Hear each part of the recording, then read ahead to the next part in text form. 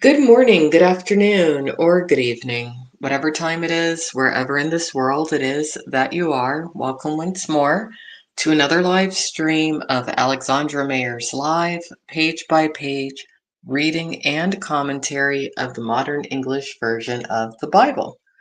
So today we're going to go back into the first book of Samuel. We're up to chapter 20. It is subtitled David and Jonathan. So, what we learned in the previous chapter is that Jonathan thought really well of David. Jonathan wasn't happy with his father, who was the king at that time. He was a man known as Saul. Saul was very jealous of David because David was kind of like a rock star of his time or a pop star of his time because he'd managed to kill the giant Philistine known as Goliath. We're to the part of the Bible now that revolves around the life of David, of the famous biblical story, David and Goliath. So, anyway, Sal was thinking, okay, I can't live up to David, so I'm just going to get rid of him. So, there were a few occasions to where Sal tried to kill David. Finally, David decides, okay, I need to approach Samuel about this. So, he seeks out Samuel. And because of Samuel's close tie to God, God basically worked a miracle upon Sal, and Sal didn't pursue David to kill him after all. So that was good. So anyway, we're going to continue with the story of David. This focuses, I guess, on his friendship with Jonathan. So here we go. David fled from Naioth in Ramah and came and said before Jonathan, "What have I done? What is my offense? And what is my sin before your father that he seeks my life?" And he said to him, "Far from it, you shall not die. Behold, my father does nothing either great or small that he does not reveal to me. Why would my father hide this thing from me? It is not so." David vowed again and said, "Your father certainly knows that I have found favor in your sight." And he says, "Do not let Jonathan know this, lest he be distressed. However, as the Lord lives and as your soul lives, there is but a step between me and death." Jonathan said to David, "Whatever you say, I will do it for you." David said to Jonathan, "Behold, tomorrow is the new moon, and I should not fail to sit with the king to eat. But let me go that I may hide myself in the field until the evening of the third day. If your father misses me at all, then say, 'David asked for leave from me so that he may run to Bethlehem, his city, for there is a yearly sacrifice there for all the family.' If he says, 'Good, it will be well for your servant,' but if he gets angry, know that evil is determined by him. Therefore, deal kindly with your servant, for you have brought your servant into a covenant of the Lord with you. But if there is any guilt on me, kill me yourself. For why should you bring me to your father?" Then Jonathan said, "Far be it from you, for if I indeed knew that my father had determined evil against you, would I not tell you?" David said to Jonathan, "Who will tell me? Or what if your father answers you roughly?" So Jonathan said to David, "Come, let us go out into the field." And the two of them went out into the field. Then Jonathan said to David, "The Lord God of Israel is witness.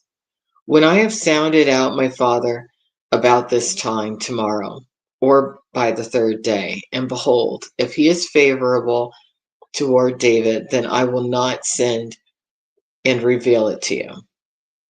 May the Lord do so to Jonathan and much more.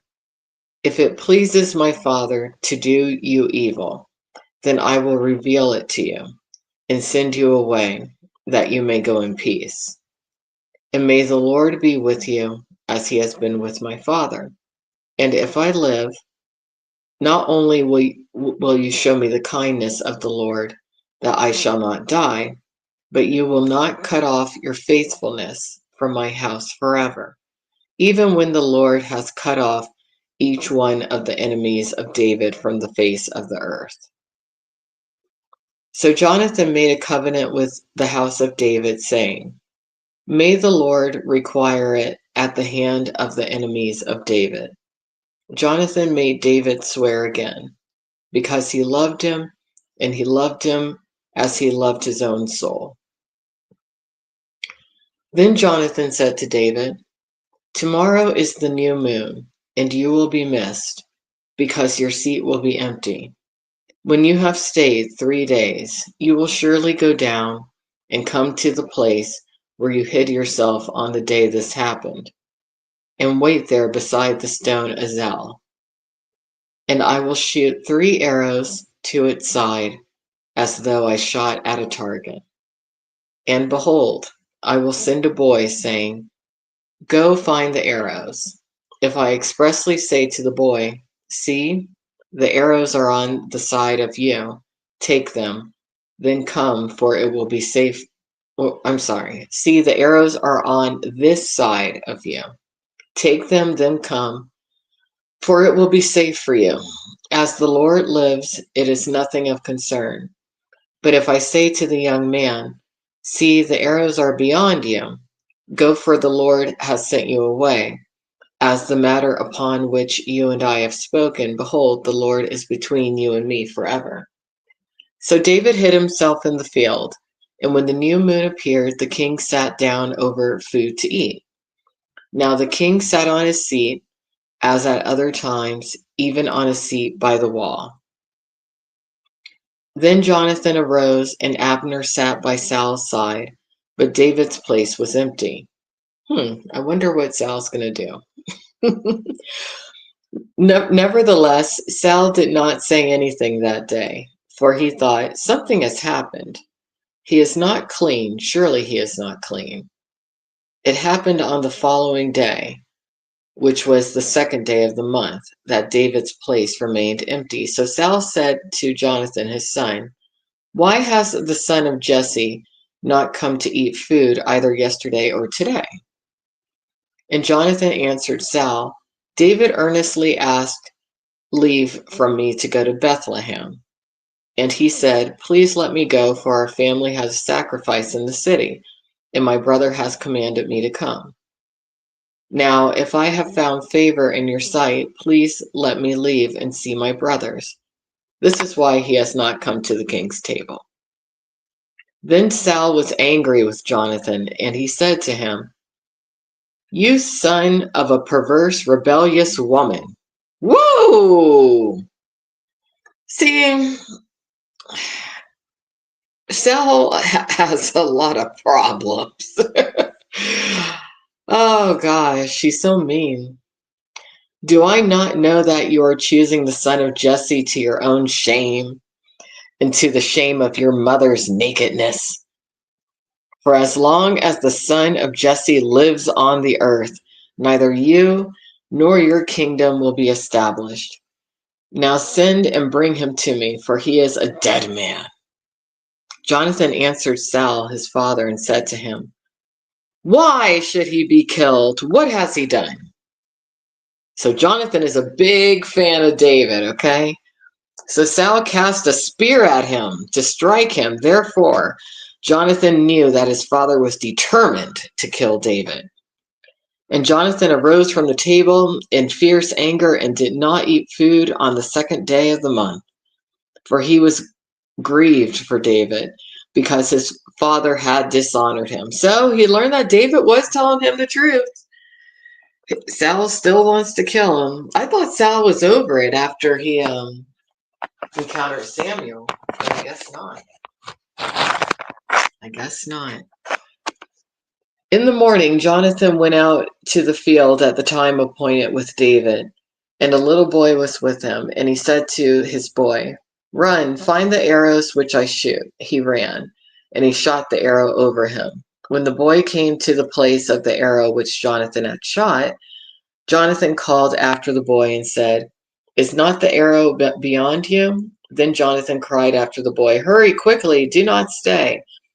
And Jonathan's boy gathered up the arrow and came to his master. But the boy did not know anything. Only Jonathan and David knew the matter. Jonathan gave his weapons to the boy and said to him, "Go carry them to the city." When the boy had gone, David rose from the south side of the stone and fell on his face to the ground and bowed himself 3 times. They kissed one another and wept together, but David wept more. Jonathan said to David, "Go in peace, since the two of us swore in the name of the Lord, saying, 'The Lord will be between me and you, and between my descendants and your descendants forever.'" So he arose and departed, but Jonathan went into the city. Oh, so that was kind of hard, I guess, for David and Jonathan because they were good friends. But then Jonathan realized, wow, my dad actually does want to kill this guy. Got to make sure that my friend lives and is safe. So they had to part ways. So that's it for today. Thank you out there to whoever was listening. And tomorrow we will go into Samuel chapter 21, or the first book of Samuel, chapter 21. Take care. Have a great day. Bye bye.